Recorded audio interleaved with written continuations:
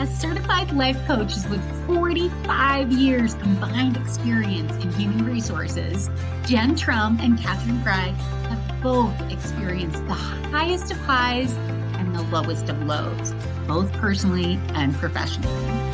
What they both know to be true is this: our mental, physical, and emotional health are the essential building blocks in order to thrive and shine in the field of HR. In a first of its kind podcast, we'll be getting real and we'll discuss and share what has contributed to both our success and struggles, with the goal of inspiring women around the globe to stand tall and take the necessary action to both thrive and shine in HR. Here are your hosts, Jen and Katherine. All right, episode 23, Jen. We are on 23. We're going to stop the flow. So I want to welcome everyone to Thrive and Shine HR. This is our baby. Jen and I just love seeing and experiencing this podcast with everybody, always hearing from our listeners, and just really making sure we're connecting in this way within the HR space. So we're so happy you've joined us, Jen. I am dying to know just a little bit more about your July 4th backpacking adventure. Sum it up. Yeah, so July 4th being midweek, we waited until the weekend. So July 4th itself, we kind of couched it and didn't do a whole lot because it was so hot here where we were in Oregon. But the last weekend, we did. My husband and I, for the second time in 20 years, went backpacking up by Crater Lake in Oregon, and it was absolutely spectacular. It was so pretty. So we were able to find a spot at a lake and had the entire lake to ourselves. Oh my gosh. That's one of the things about backpacking, right? It's like getting actually out there is the hard part.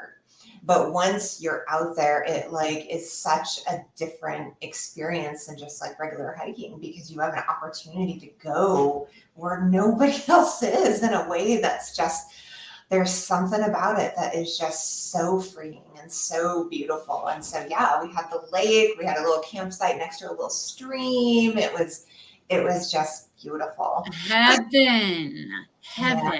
Yeah, totally heaven. How about you? How was your July 4th? Amazing. Same. I mean, I'm in the middle of the Rocky Mountains here in Colorado, and I guess I can't say same because we didn't backpack, but we, on the 4th, we had some sort of loose plans, and we live quite literally at the base of a trail that goes into wilderness. We are surrounded by wilderness at my home in Marble, Colorado, and we have friends call us up and say, hey, we want to go hiking. We went to the top of the pass and back down, and we had a big barbecue, so much fun. And I just hiked and hiked and hiked 4 days in a row. And as a consultant, I have never taken 4 days off in a row. I mean, you just, unless I'm on a full on vacation, I don't recognize holidays anymore. I'm just always working. But my flow is a little bit different now that I'm a consultant. I love the flow. It's very, very different in my life right now. So I don't actually want to stop the flow that I've got going on. But to take those 4 days off and just truly refresh my brain was amazing.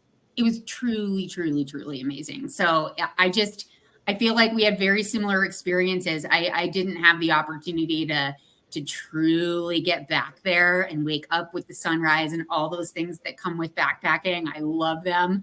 But nature for me is my healing source for sure. Can't get enough of it. Yeah. Well, so it's so interesting just because you can get so many different things this time of year. But I think for the most part, it's just such a wonderland, in so many places. Where you are and where I am, it's such an open, beautiful, amazing space that we live in. 100%. Yeah. So here we are. I wouldn't say back in the grind necessarily, but we are post July 4th. And today we're going to talk about stopping the flow, how to like actually successfully deal with that never ending flow of HR work. And I love this topic. I feel as though one thing is for sure certain. This is what my mother told me from the day I entered the workforce. She's like, your inbox will never not be full. Nice double negative. It's always going to be full. And there's never a dull moment in HR. And I don't know a single HR practitioner who said, I go through these really prolonged periods of time where I'm just bored. I mean, it's just the exact opposite in HR. I feel like work just kind of keeps coming, and it really can be anything over here on the far end of the pendulum that just stresses you out and is the bane of your existence. And it can be over here the love of your life and anywhere in between. Mm-hmm. I want to start off by just getting super clear for our listeners when we talk about the never-ending flow of HR work. I'm curious, because I think it may look different for every single one of our listeners, but Jen, I'm curious what it looks like for you. What does that never-ending flow of HR work look like in your life?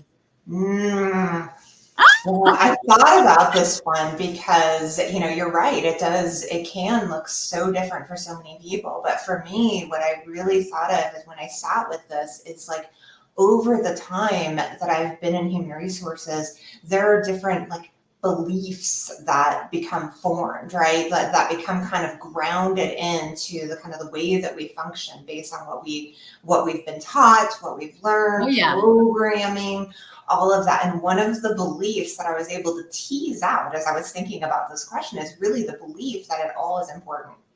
That it all is important, equally important, it all matters. And I think, as HR professionals, one of the things that becomes really challenging is to be able to separate and break apart, prioritization on what really does matter. Amen. in the scope of how we're showing up, and then really being able to kind of have that clarity to kind of separate that out. But it really comes down for me on some of these beliefs that are so built in that you don't know what you don't know in terms of questioning, in terms of being curious, any of that. And so this episode, I think, is going to be really great for so many who may not even realize they're kind of stuck in it, and be able to start kind of pulling out and seeing it from a more clear, perspective. So yeah, I think for me, it's kind of the beliefs that are kind of intertwined within, our conscious business, and how do you kind of tease that out? So that's what came up for me, Catherine. How about you? For you, how does it show up for you? What does it look like? I kid you not, as I was preparing for this episode, the word belief kept coming up in my brain. I kid you not. So the fact that you led with that, I'm like, well, of course. And as usual, you and I are just so aligned and so, kind of trending toward the same point. I think the only thing I have to add to that, what you just sparked in me, was nobody's done anything wrong. I really want our listeners to hear this. We haven't done anything wrong with the beliefs that we have chosen up to this point. And whatever belief you choose to move forward with, even after this episode and into the future, there's no right or wrong. I do think it's important to point out that socialization, especially of women, has us believing that we are constantly behind, specifically in the workplace. We have to work that much harder. We have to prove ourselves. Women also have a tendency to seek external validation. We want to hear that we're doing a great job. So we're going to deliver more. And knowing and doing the research on all of that socialization that informs our beliefs, both our internal beliefs that come from within, but also external factors, all of it is we get to make a choice every single day. If we're going to continue with those beliefs, or just look at them and say, oh, well, that's interesting. I was socialized as a woman. I see where that's coming from, and I don't want to continue with that anymore. I don't want to continue to be stressed out in how I'm interpreting the flow of work. I don't know. So you really got me going already today. I mean that I love that so much in terms of the socialization and like how that's so natural, but to be able to kind of pause and start, questioning that and saying, is this necessary? Or is this really kind of, what really has been kind of that socialized programming, right? Like, so Yeah. yes, that resonates so heavily with me. I love it. I mean, when you look back on your career, can you identify one of the lowest of your low points when it comes to that barrage of never-ending work in HR? Do you have like one clear-cut example, or is it a multitude of things? What comes to mind when you think about your absolute lowest of lows when it comes to that never-ending flow? So I'm going to go way back. Oh, let's do it. I'm going to go way back, and I'm going to talk about a time, the first time and not the last time, where HR was pulled into HR. because because I was at a point where I was so in my head, right, so overloaded, so busy beyond belief that any disruptions, I was, very early in my career, but any disruptions that were not planned, expected, or whatever came with like a deep sigh, right? Would come with like a kind of thing. And it was to a point where I just really like did not have full awareness around how I was then offloading my stress and overwhelm and different things onto other people, because I didn't have really the necessary skills to be able to understand how I can better control my flow, so to speak. And so instead, what I was using is like my emotional reactions to kind of try to navigate, or I remember there was a supervisor at the time who would, as they would come by, it was kind of like in my deep mind, I'm trying to like think back, I was like, what was that about, right? And it was really about like this deep kind of intention of wanting to be left alone, and thinking that if I behaved in certain ways, that perhaps they just let me do my work, and then I could get through the day, and then I would be over it. And just doesn't work that way. If you're not communicating, if you're not open, I mean, it makes me think of like Brene Brown's book, Daring Greatly, right? Mm-hmm. Where she talks about like the courage to be able to just speak your truth and just speak honestly about where you're at. And not only just that speaking your truth externally, but for me, it was about speaking my truth internally. And instead I was acting out externally, and when really what I needed to do is clean house internally. So for me, that was I'm damn straight. And that's, I think, where, where it comes to, navigating this like overload of like the flow that we got. And, when you don't have kind of that maturity or that awareness, it can come out in all kinds of ways. And so, for me, it was just a very dysfunctional way of being able to try to say it's too much and I don't know what to do about it. And I think that so many of us kind of fall into that. And it's great now to be able to look back on that, and reflect back on that. But that definitely, and these years later, I can look back and see, oh, that's what I was trying to say. Not very effectively, but that's what I was trying to say. So that's what comes up for me. Lady, what comes up for you when it comes are we separated at birth? Yes. All day long. Like that. I tend to just, I like to be busy. There's something deep inside of me. I mean, going back to when my father was a physician, and I just remember like filing, like he would hire me to file old school, like paper files for his private practice in cardiology. And I just remember his office staff, like having conversations, like just like normal human conversations, taking a break. And I remember telling on them to my dad, because I was like, Dad, they weren't working. I was working the whole time. And I have always been this go, go, go, go, go. And I don't build in time for other people, for interruptions, for a Slack message to come through. And that is just how I've always been wired. And I thought, well, that's my DNA. That is who I am. And it's not true. Yeah. It took me until my mid 40s to realize, going back to your beliefs, that that's just a belief. That is not how you are wired. Like, whoa, whoa, whoa, whoa, whoa. So similarly, it's so funny you bring that one up. This one happened for me. I'm trying to do the math. I was probably early 30s or mid 30s. I worked in an open floor plan. HR did have the only like office, but there were about 50 people in this open space. Wow. And this is really terrible to say. This is so not PC, but we joked that I had Tourette's. It's not funny. Okay. Tourette's is not funny. But when I would get an email, I would have like, sometimes I would like say the F word, thinking I was saying it under my breath. My HR counterpart, who I shared an office with, my assistant, I hate that word, but my assistant, just an email would set me off. And so I don't remember exactly what happened, but something happened at work where a coworker who I'd known for 10 years, who was way across the office floor, emailed me and said, "You are being disruptive. Can you please be quiet?" Whoa.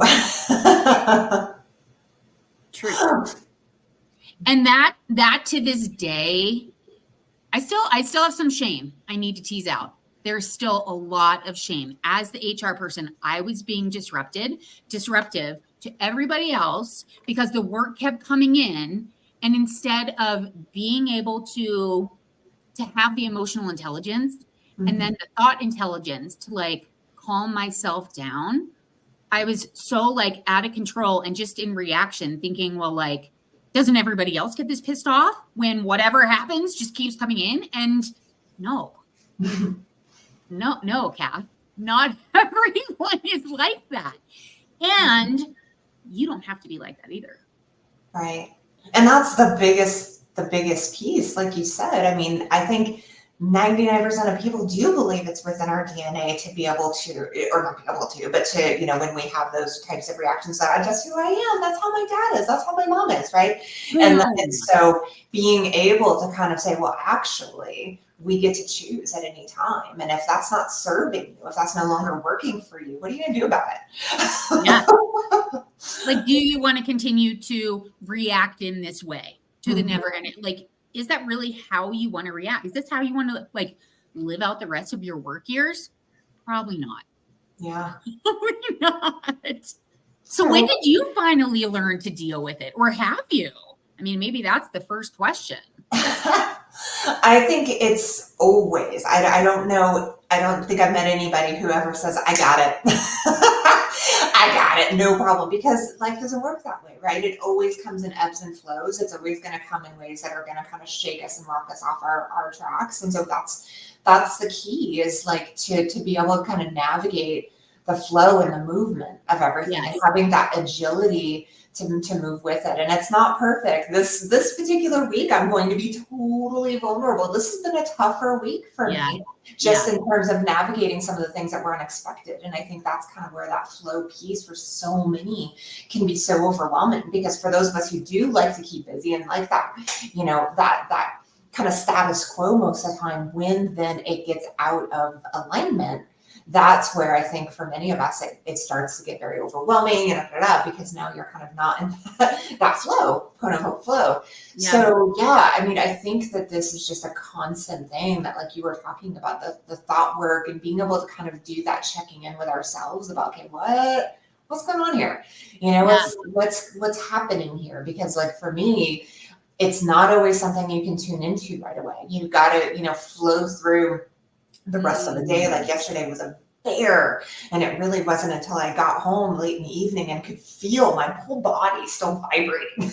Yeah. Right? Like I'm kind of laying there, I'm like, oh my gosh, I am under some stuff here. And so I spent some time and I checked in with it. And so I think that is like such a massive shift for me, and has really been kind of how I've kind of shifted the way that I approach, things like this within the last couple of years, but it is definitely a work in progress as I say to you today. Yes. I couldn't agree more. I mean, I'm not going to sit here and say, well, because I haven't. It's a complete work in progress. I could not agree with you more. Yeah. Well, how about, is there anything that you have felt that's really helped you kind of get it? Has there been anything for you where you're like, you know what, I see it now? What has kind of been something that's helped you kind of get over the hump of at least having that better awareness around it and then your ability to have more empowerment around it? Yeah. I think, I know, I say this, I feel like I'm on repeat when we get together on this podcast, but it really wasn't until I understood neuroplasticity, until I understood the human brain, that we can develop new neural pathways. And I was like, well, that's pretty cool. That's full on science. Okay, well, how do you do that?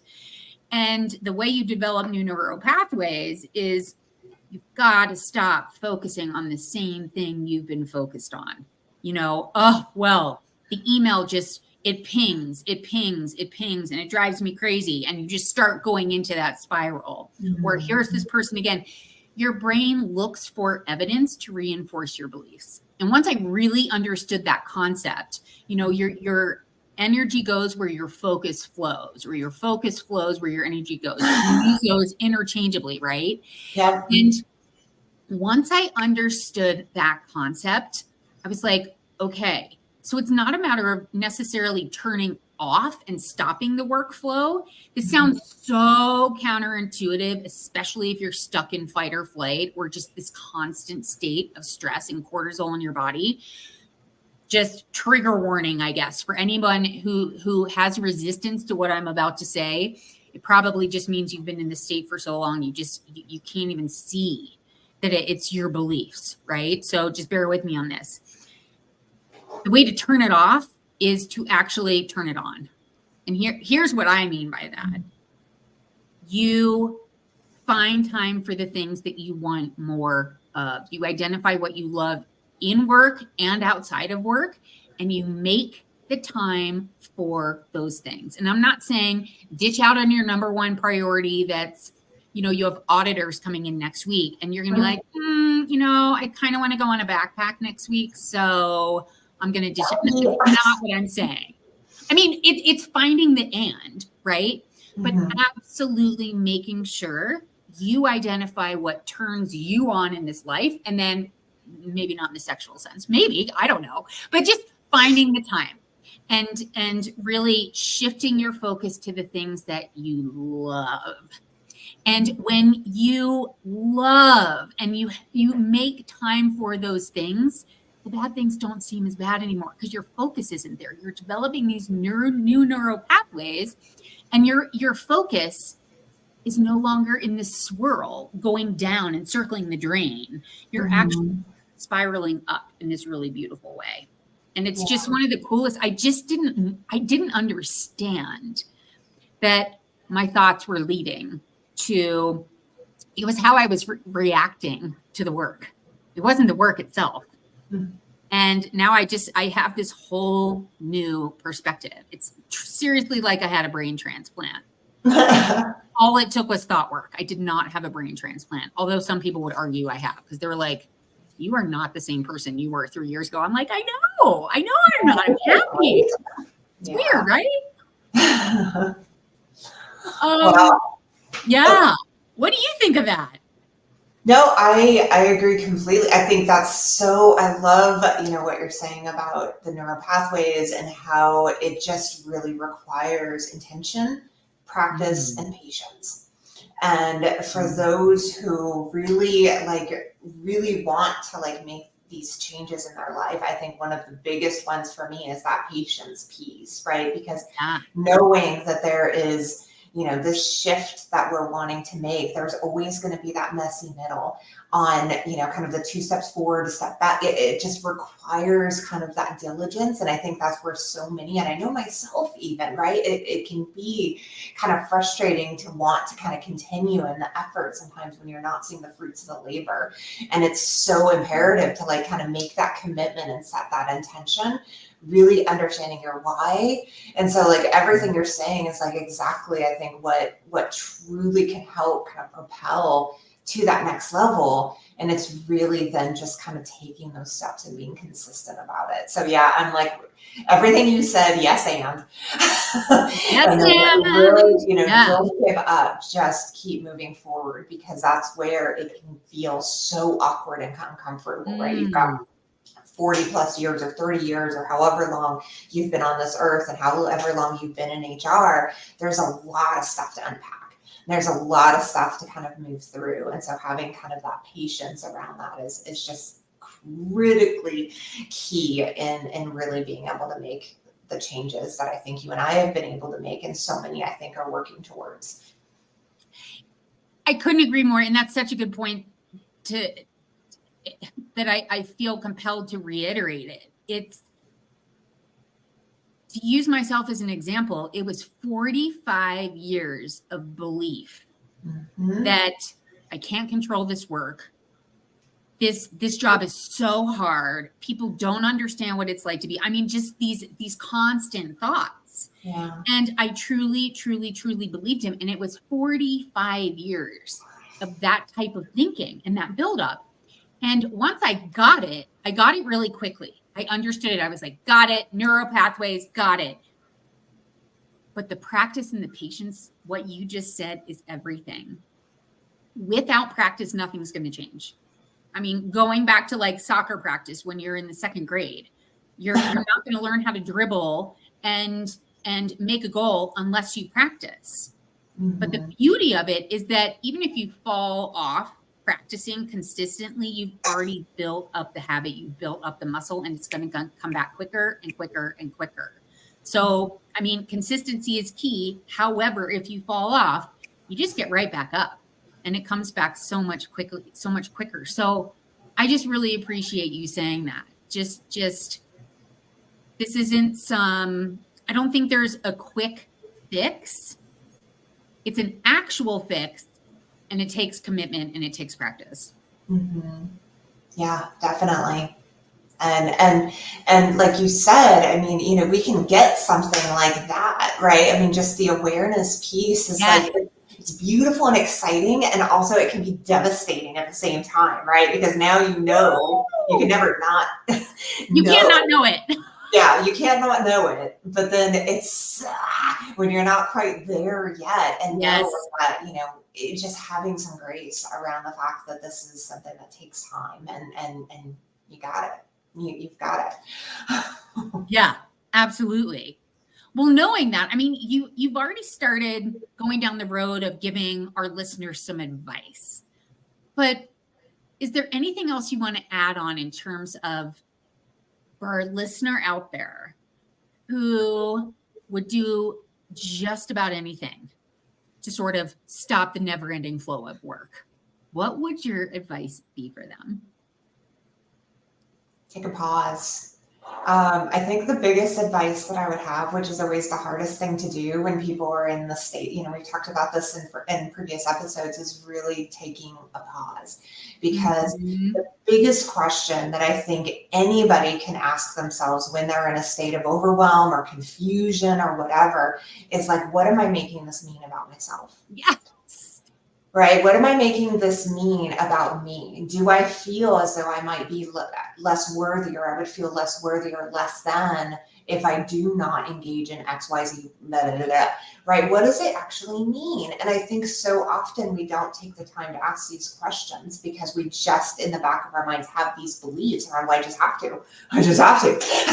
And so we're doing it without really this conscious awareness. And so I think, going back to what you said earlier, just that awareness alone is so massive, and starting to kind of ask yourself the questions, because if you know that you find yourself in these repetitive patterns, that you're, overloaded and you just can't feel like you could find the air to get yourself to a place where you can get clear, that I think more than ever, it's like so important to kind of carve that out, like you were saying earlier. And this is like not one of those things that people are either comfortable with or accustomed to carving out within, our lives.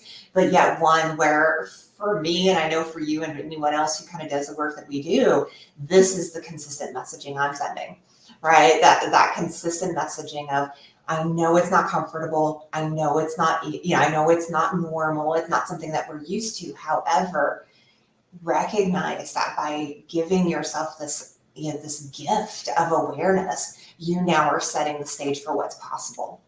And I think that alone is such a huge thing that so often is missed. What about you? What comes up for you on advice? You just made me think of something I never thought of before, because the power of the pause, that's something one of my clients says regularly, the power of the pause. And you just brought up the pause, and you brought up the pause before, and I love the pause.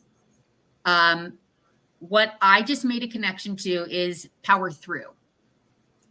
So instead, when you think you need to power through, so I'm speaking quite directly to our listeners right now.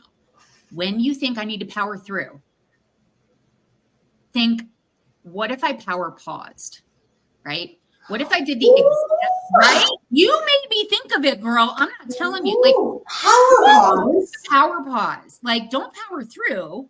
When you want to power through, that is the exact moment to say, power pause. I am writing this down. Right? Well, I wrote it down too, because I was like, hold on. Jen just inspired me big time, per usual. And when we power pause, and I'm going to say the exact same thing you shared slightly differently, I think. I sit, right? I'm like, all right, let's get fact-based. Let's separate the fact out from your mind drama, Katherine Lane Fry. Is anyone saying to you, do more work, keep up, you're not doing enough, you're not producing? Why aren't you able to answer the email, put that PowerPoint together, and convince this person not to leave all at the same time? What's wrong with, like, the expectations we put on ourselves? 99 times out of 100, it's our own inner game. It's our own beliefs that we started out this episode talking about. And when you get real with yourself and say, okay, nobody, my boss is not saying that to me. Why am I saying it to myself? And then you realize in a very loving way, oh, it's my thoughts that are the problem, and my thoughts can be the solution. So, yeah, I don't know where all of that came from, but I do think my last boss, performance review, year after year after year. I think a lot of our listeners, and Jen, I know you can probably relate to this too. A lot of our listeners can probably relate to this one. You sit in your performance review and your boss says, stop trying to do so much. I need you to take care of yourself. And the thought I used to choose, which I truly, truly believed, was, you don't understand HR. You have to keep going. And I would placate my boss and say, yeah, you're totally right. And then I would walk out of the office and say, he has no idea how much I need to do and what goes on behind the scenes. And he just has no idea because he's never been in HR. That was a total falsity bullshit belief that kept myself in the spin cycle of just stress ball. That I was like, oh, no one can really see how stressed out. Oh, yes, they could. Yeah. Of course they could. And it negatively impacted people. And still working through a little bit of shame on that, right? It's like, oh, you've got to forgive yourself, Kath, because you did the best you could at the time. Truly. So I don't know. It's, I went all over the place with that one, but I think a lot of listeners can relate to that. Oh, you just don't understand. I have to keep going. Yeah, Call totally. bullshit on yourself, right? Yeah, absolutely. And you had said earlier something that I kind of will bring into this as well is really kind of this underlying belief that we must look, even if we're not, there's like this underlying belief that we must, it almost like there's a sense that, if we're not completely overloaded or just ridiculously busy, we're missing something. There's something Totally.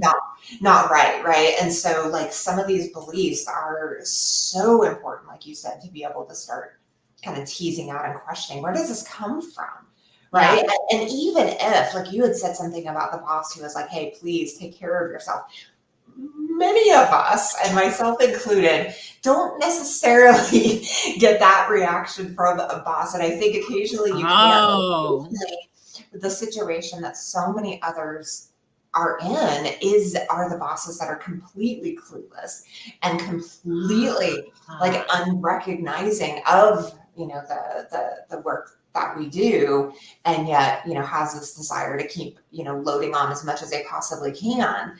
And so that's where the situation comes into play of like that communication and that like openness around making sure that we are actually communicating yeah. when that gets to places where it becomes uncomfortable. Whereas for many of us, that's such a difficult thing to do. We want to be able to say yes, we want to be able to do it all, we want like there's all of these things, and these then get back to kind of these underlying beliefs that we should be asking why.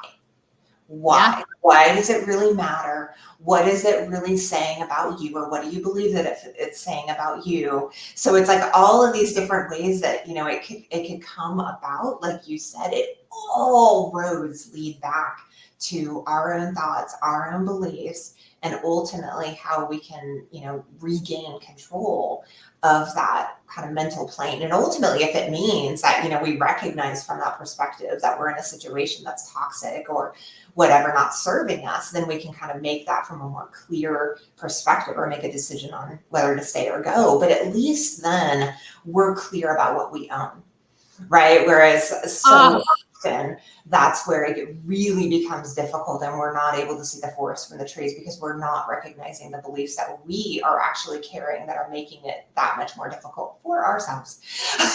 Right. And so I think bringing that all together and just kind of coming back to kind of what does this really mean to me and how am I making it mean it's just a powerful trick and tool that people can take advantage of.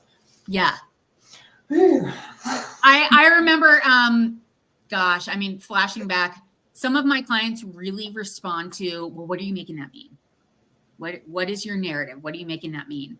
And I had a client who was just so stuck, and I didn't see it. I mean, we all make missteps, right? And I had a client who said, please don't ask me one more time what I'm making it mean. And I was like, fair. Totally fair. I'll come up with some new language. Yeah. But it is a very, very powerful question to ask ourselves. Well, what am I making this mean? Right? I don't know. I think there's so much power in that. Yeah. I love what you just brought up something a little like when your boss is contributing to that flow. You brought up something very different. And I want to capitalize on that point. So when you feel like your boss is contributing to that never-ending workflow, my mother, and I'm not married. My partner and I have been together for 9 years, and his mom's name is Linda. And I call this the Linda. This is something she taught to me. She's like, I had a boss who just kept coming in and adding more to my plate and would stop by and say, hey, do this, add this to your plate. She was in finance, right? So let's figure out let's get a new payroll system. Right. And what she would do, quite literally, she'd pull out her to-do list and say, okay, love the idea. I have the auditors coming next week. I'm pretty sure that's a priority. I can't reschedule that. The auditors come when they can. So I've got that on my list. And she would quite literally go through her priorities. It kept her very organized, focused on her top priorities. But she used it as a tool to educate her boss who in her case, like, did control the flow of her work. Mm-hmm. And every single time she either got the information, no, Linda, you do need to bump that to the top, or you need to put that in number 3, or whatever it was. Or her boss would say, yep, I just love firing off ideas. I love sharing them with you. Let's table that for 2 years from now. So you brought up something very powerful. It's like using and developing our skill of assertion and using our voice and standing tall, Mm-hmm. and realizing that too, that's a skill. And I think it's a skill a lot of us don't even realize we're lacking in. Isn't that wild? Yeah, it is, because I think, it's one of those things that is not necessarily something that people, kind of think of as top of mind. But when you give an example like that around how you can actually be able to take the incoming, right, and then be able to kind of filter it and then communicate that back, that's so brilliant. That's such a great idea. She's a brilliant woman. She is so smart. She's That's awesome. Awesome. Thank you, Linda. I know. Thank the Linda. But it's such a great, I think everyone out there could find some way to be able to incorporate something like that when it comes to those who do have a stake in terms of our flow, right? And Yes. how then can we be able to then compartmentalize and then communicate back so that ultimately we can kind of find that clarity on, what is expected and how we prioritize. Because that, I think, for some people out there, I know myself included, I would just kind of make it up. Yep. Make it up as I go, and then hope, just get it all done and push it all out, and ultimately then burn the crap out of myself, right? And so it's really, I think, such a great way to be able to just get clear and get it out, and then be able to kind of share that with that other individual, so then you're on the same page. What a power move. Power pausing for the power move. And I'd be remiss not to share that when we talked about boundaries, I don't even remember what episode it was. And now I'm starting to wonder if it was the episode I missed. But boundary, Yeah. Charm power. The one thing I learned about boundaries that blew my mind, you don't make a boundary in a silo. Because I'm sure a lot of our listeners are like, oh, I just need to have healthier boundaries. How do I do that? If you want to know how to create a healthy boundary with your boss who is informing your flow, you don't tell, you have a conversation and you say, here's what I'm experiencing and I need your help. And it's made between two people. It's not shutting somebody out. It's not shutting down and saying, just slamming the gauntlet down and saying, no more, I can't do it. It's a conversation between two people. That's what so many people get wrong between boundaries. They confuse boundaries with stonewalling and walls, quite literally. And a boundary is something that's created between two people, which I obviously was getting boundaries wrong until I heard that tidbit. And I was like, oh, well, no wonder when I try and set boundaries with my family or my coworkers or anybody in my life, it's an epic fail because I have made them wrong in the process of saying, this is how it needs to be. Oh, you're shutting them out. You're taking away their control. You're taking away their autonomy. It has to be done together. So that's another thought for our listeners to consider. Like, rethink your definition of boundaries too, and what needs to happen. I don't know, Jen, what do you think as I say that?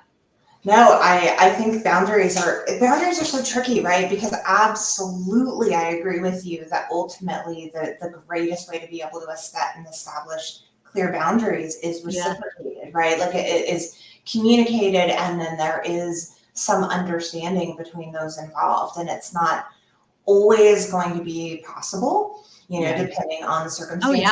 So I think, for individuals, case by case, it's a matter of really recognizing, okay, what do I need and how can I communicate this effectively?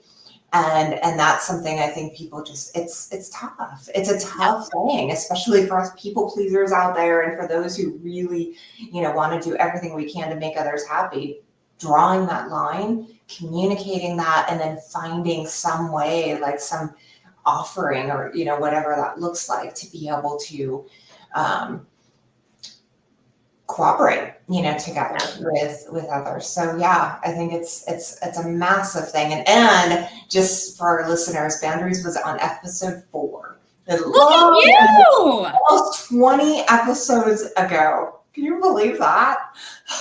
I mean, that was like midwinter. Yeah, it was. And here you are in 110-degree weather. I mean, that's mind-blowing. Literally sweating. Yeah. I wish it were a little chilling, but it's not, is it? You're just going to keep sweating over there.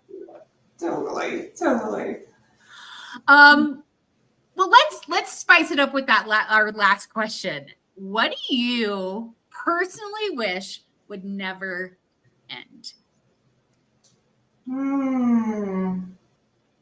My soul's journey.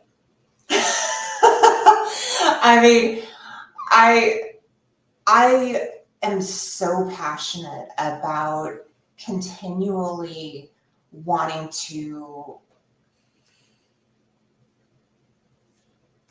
get to know myself and exploring, who I am. And it's like this never ending, beautiful thing. And so I think one of the greatest gifts that I've ever given myself is just this need to continually want to continue to get to know what's possible within myself and within my life. And that's, yeah, it's been a pretty powerful thing, but I hope that I never stop. I hope throughout my life I continue to want to expand and explore and be curious. And that's something that I know I've, just like anyone else, you go through phases where you're like, oh, I can't look at another book. And then yes, you go back and you're like, give me all the books, give me all of them.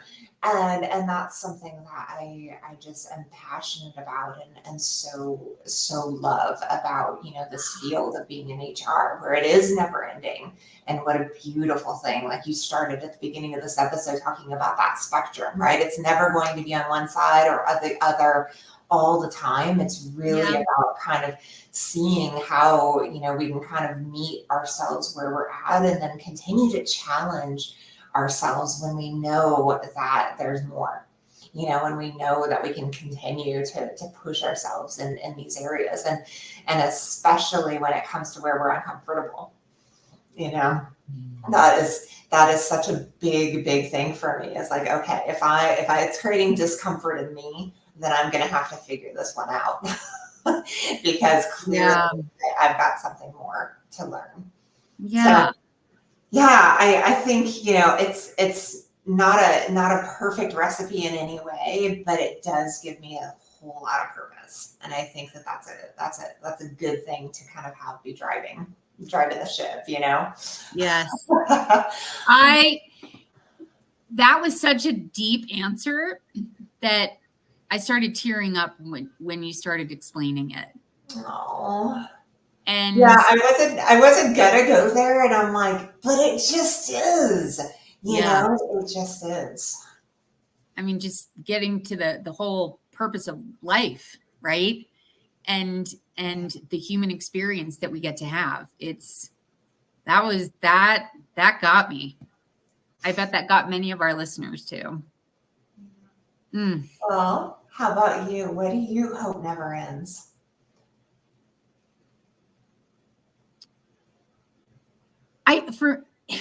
It's similar, not as deep. I hope my mind never stops being blown.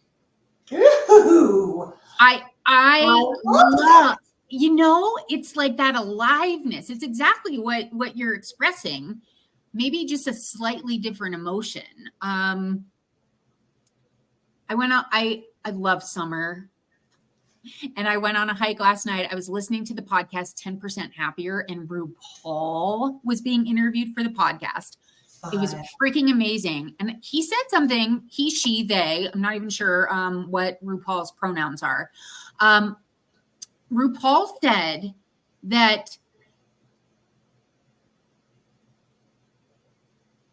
God, and he used God, and I'm just going to use he because I'm not sure. He believes that we are all, I'm not going to be able to do it justice. We are all we are all one being. And once we realize that, and we're all connected in this humanity, and God is just emanating out, or the universe is emanating out from each of us, that is where we can see, we can lessen the judgment, we can tap into more curiosity. And I had never thought about humanity similar to an aspen grove. Aspens are all connected under the earth. It's one organism. And when I heard RuPaul go that deep about our human connection, it blew my mind. I was like, whoa, that's pretty mind blowing. And then today, I saw this quote on Facebook, this guy, and I actually posted it because I'm still thinking about it. Uncommon expectations are premeditated resentments. And that continues to blow my mind. I brought it up so many times in private coaching today, my group coaching today, and it just really hits me for some reason. One of the women in my group coaching was like, yeah, this just doesn't resonate with me. It feels really negative. And I was like, for me, it just like hits home, and it helps me understand when I am not communicating expectations to people in my life, it is a way, an unconscious premeditated resentment. Mm-hmm. It just really hit me. And I was like, whoa, there's a reason to start communicating. So again, my mind was just blown by this 20-second clip on Facebook today. And I hope that never stops. It is just the coolest feeling. And then when my clients have their minds, they blow their own minds. I just coach. It's their thoughts that blow their own minds. It's one of the coolest things to witness in this lifetime. So that's what I got. You were going deep. Well, you kind of inspired me. I was like, yeah. I hadn't heard RuPaul explain it quite that way around, all being one and that sort of thing, but I have heard someone else, and I can't remember who, explained it similar. And I had a similar thing, chills over my entire body. I was like, oh my God. It's pretty amazing to think of things like that and really be able to expand our consciousness to recognize, the aspens can be connected underneath. Guess how we're connected, y'all? We are very much connected. And so, having kind of that better awareness is like, so then who am I fighting? Myself, right? Who am I resenting? Myself. And it's really powerful to be able to recognize how much, we are all the same, but ultimately it's so easy to kind of track on the differences versus the similarities. Yes. That was amazing. That was so well said. And articulated incredibly well. So thank you for that. Are you kidding me? You just wrapped it up perfectly. Like sprinkles on the icing that's on the cake. Loved it. Beautiful sprinkles. Jen, thank you. Every time we do an episode, I learn something new, and you literally blow my mind every single episode. So thank you. Same. It's such an honor to spend time with you again today. Truly appreciate you so much and the opportunity to have these conversations, because not only do we both feel, the two of us feel like we're kind of expanding ourselves and blowing our own minds every week, we know through the comments and feedback that we're getting, it's spreading. And that's exciting, to know that these types of conversations matter and that they really kind of hit on the nerves that we need them to hit on. So I think, we're making a difference, and one podcast at a time. That's right. One podcast at a time. I love it. I love it. Well, thanks, Jen. And obviously, it goes without saying that every day truly is an opportunity to thrive and shine in HR and in life. Had to throw that addendum on there today. So, Jen, I can't wait to see you for episode 24, and all of our listeners out there.